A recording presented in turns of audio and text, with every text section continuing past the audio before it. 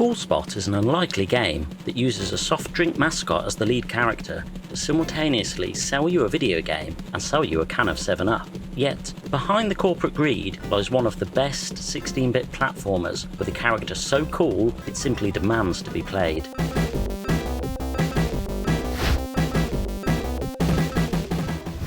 The 90s saw many companies, eager to have a slice of the video game revenue pie, unashamedly slap their products on games. From the genuinely solid platformers like McDonald's Treasureland Adventure to the shameless cash-ins like Pepsi Man, nothing was off the table. Into this space, 7-Up and Virgin Games launched Cool Spot in 1993, a 16-bit platformer starring the little red circle from the 7-Up brand logo. So, dust off your sunglasses and let's dive in to Cool Spot for the Sega Mega Drive.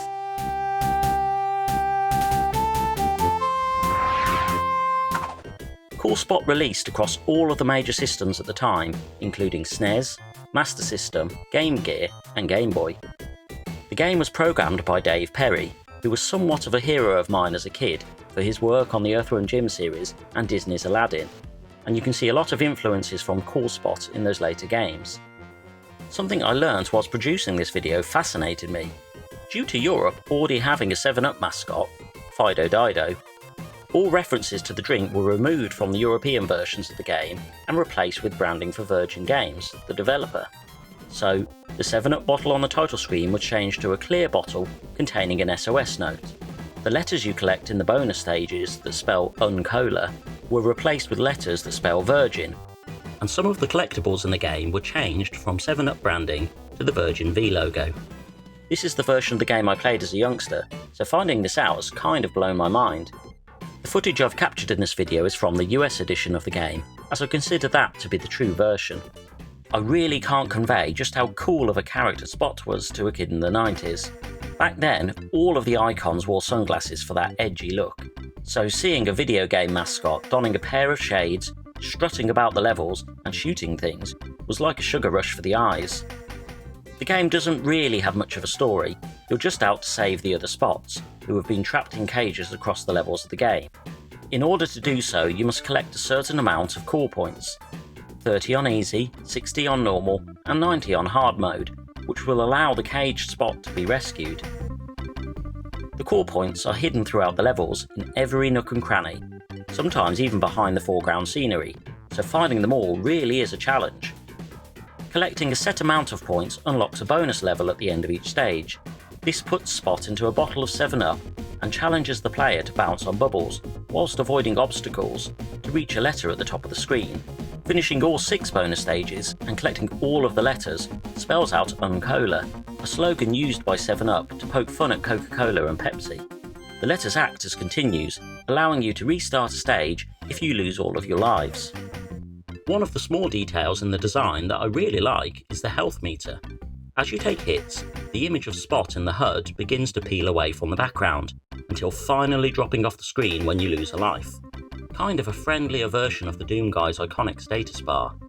Cool Spot controls really well. He has a slow walk, which turns into a run when the D-pad direction is held down.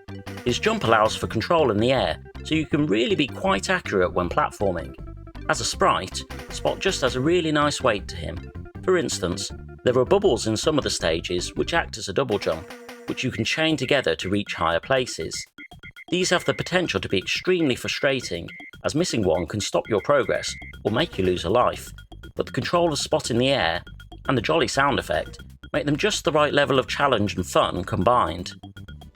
Spot attacks by shooting bubbles from his hand, which can be shot in 8 directions, so you always feel like you can target any enemy around you.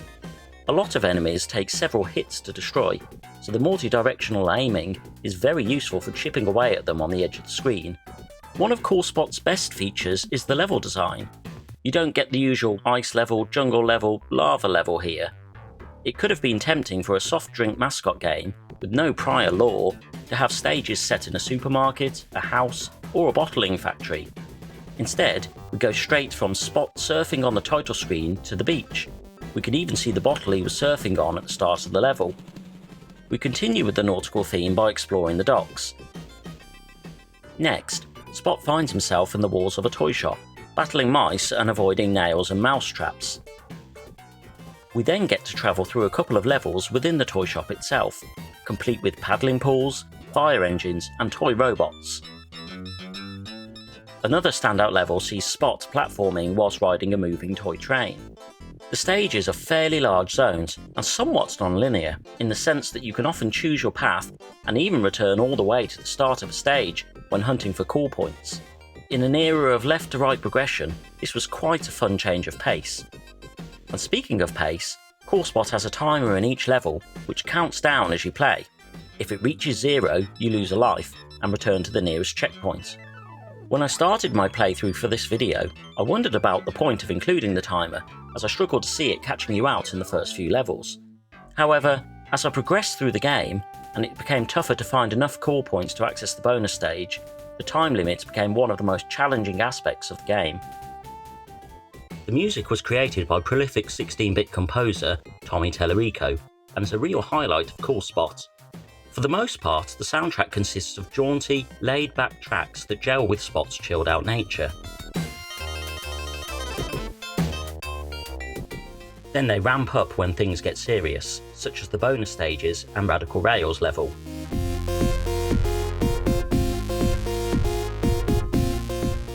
My favourite track has to be from the first stage, Shell Shock. It starts as this beach vibe that conjures up images of people lounging on deck chairs and building sandcastles.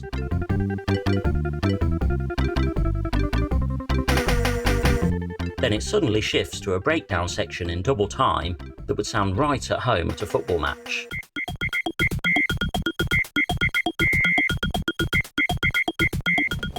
There were definitely a few negatives to the game. Firstly, I think there should be more variety in the gameplay. Later games by the developer, such as Aladdin and Earthworm Jim, featured levels with all new gameplay mechanics, such as riding a magic carpet, bungee jumping, and escorting a volatile puppy. Cool Spot would hugely benefit from 1 or 2 stages with differing gameplay to keep things fresh. There is also a distinct lack of bosses in the game, and whilst they might go against the relaxed atmosphere, I think they could have been incorporated as powerful enemies you need to defeat to reach the end of level cage. Lastly, there is one level in this game that is a contender for worst level ever. The Radical Rails stage has you zooming down a series of slides, pretty much out of control, until you reach the bottom, then taking a lift and doing it all again in search of the core points. The trouble here is you end up having to do tiny uphill jumps to try and reach the points you've missed. It's just tedious, and if you're like me, you'll collect the bare minimum to unlock the next stage and move on gladly. So, should you play Cool Spot? I would say definitely. It's one of the 16-bit platforming classics, and you can see a lot of its DNA in later Mega Drive releases. It's also a fun curiosity, taking a soft drink mascot and crafting a game around them. If you're longing for a bit of 90s nostalgia, then look no further than Spot and his cooler than cool swagger. If you had a blast with Cool Spot way back when, or you're checking it out now for the first time, let me know in the comments below. Thanks for watching.